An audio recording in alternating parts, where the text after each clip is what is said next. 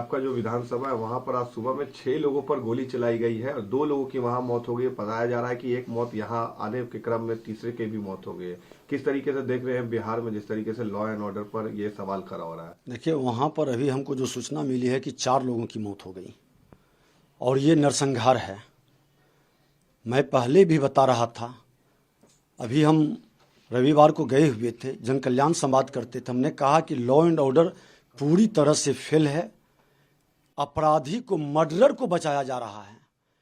जो मर्डर करता है उसको, केस को डाइवर्ट किया जाता है।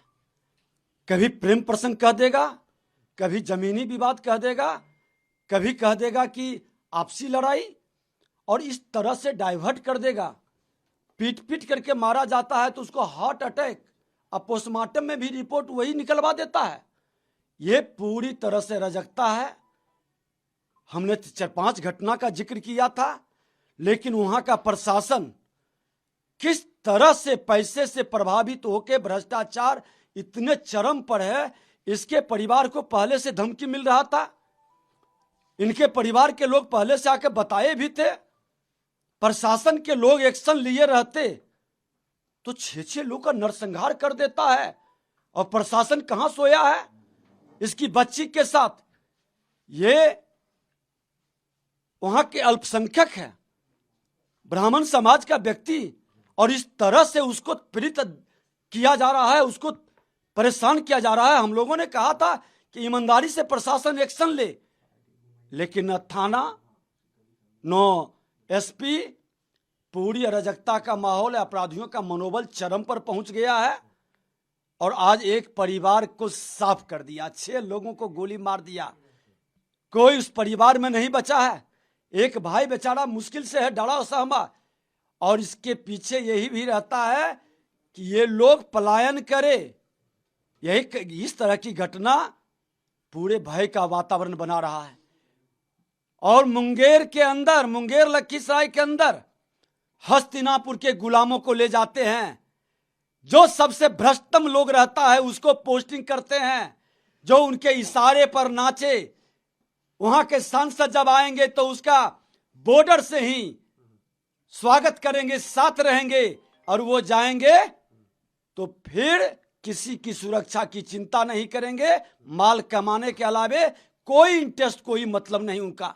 इस मामले में भी सर पुलिस कह रही है कि प्रेम प्रसंग है। क्या लग रहा है पुलिस की थ्योरी? वो हम तो कह दिए कि एक सरपंच के पति की हत्या हुआ, ये महरामचक में, टाल में, दलित समुदाय का था। उसको रोड एक्सीडेंट का बात कह करके उसका माथा थूड़ा गया था, रोड एक्सीडेंट कह करके उसको लिपापोती कर दिया। एक साहू जी का कबैया में हत्या हुआ, पीट पीट कर मारा, उसने केस तक किया और हॉस्पिटल ले गया, मृत घोषित कर दिया, कह दिया हॉस्पिटल में पोस्टमार्टम में कि हार्ट अटैक हो गया।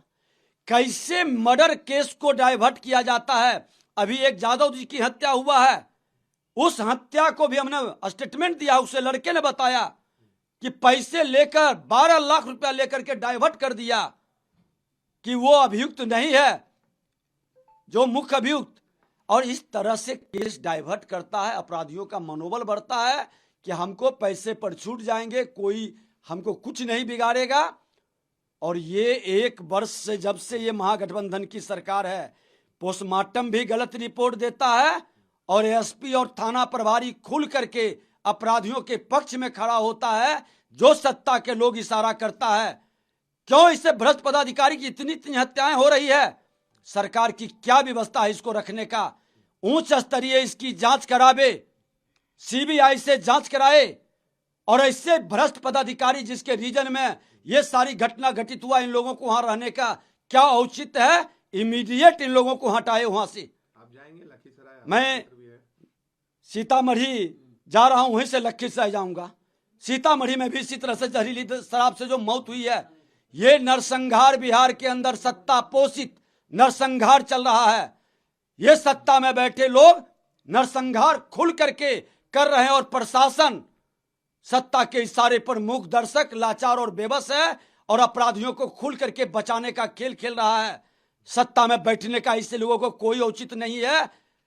हम तो राज्यपाल महोदय से भी पहले भी कहे हैं कि हस्तक्षेप कीजिए, बिहार में अराजकता का वातावरण है, ये अब जंगल राज नहीं गुंडा राज में तब्दील हो चुका है, सत्ता से हटाइए इन लोगों को, नहीं तो ये अब जातीय उन्माद। आज लखीसराय के अंदर की घटना एक जातीय उन्माद का रूप दिया जा रहा है। अंग्रेज समाज के लोगों को डराने का एक माहौल खड़ा किया जाता है। कभी दलितों से अगड़े की हत्या, कभी अगड़े से पिछड़ों की हत्या, कभी पिछड़ों को अति पिछड़ों से। ये 90 के दशक में बिहार को ले जाना चाहता है और ये सत्ता में बैठे लोग हर कुकर्म करने के लिए, सत्ता प्राप्त के लिए हर कुकर्म करने के लिए तैयार है। क्या लगता है जातीय जनगणना के आंकड़ों का भी असर अब धीरे धीरे दिख रहा है क्या? देखिए, जातीय जनगणना बिहार के लोग देख चुका है कि ये जातीय नरसंहार और जातीय उन्माद पैदा करके किसी जात का कल्याण नहीं किया। ये सरकार की मंशा है कि ये उन्माद पैदा हो, वर्ग संघर्ष हो। हम लोगों ने जो लोग कहा, हम कहा कि आप लोग चिंता नहीं करें, सामाजिक समरसता बनाए रखें। यह सरकार चाह रही है कि उन्माद पैदा हो, जाति में आपस में लड़े, अपराधियों का मनोबल बढ़ाया जा रहा है। खुल करके अपराध के लिए उसे छूट दी जाती है। जब बिहार का मुख्यमंत्री कहे कि यह जंगल राज नहीं जनता राज है, तो खुल करके उस जनता राज को गुंडा राज में तब्दील कर रहा है।